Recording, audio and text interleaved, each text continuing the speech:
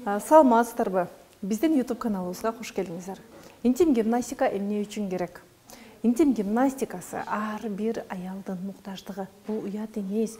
Уят деген айымдар ойлонолу, кынап, бул назик орган, эркектен айырмаланып турган орган. Эгер мына ушул органдар жок болуп калса, кынап, зара чыгуучу түтүкчө жок болуп калса, бул трагедия. Эми мына биз кош бойлуу учурда өзүбүзгө туура кам көрбөйбүз.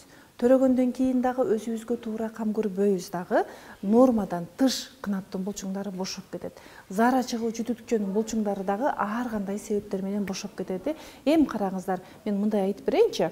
Алдыңкы жамбаш сөөк булчуңдарыбыз бар, алдыңкы жамбаш сөөк булчуңдары биздин фундаментибиз.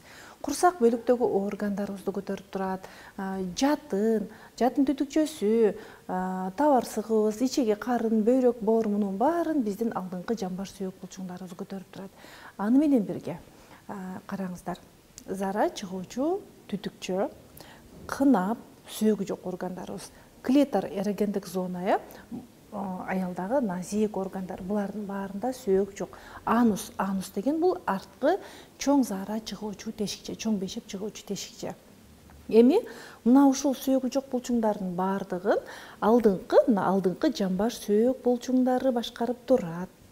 Эгер төрөттүн аралыгы тез болсо, оор көтөрсө аял адам, кош бойлуу учурда өзүнө туура кам көрбөсө, стресс, депрессия, гормондордун бузулуусу, мунун баары алдыңкы жамбаш сөөк булчуңдарынын чоюлуп, бошоп кетишине алып келет.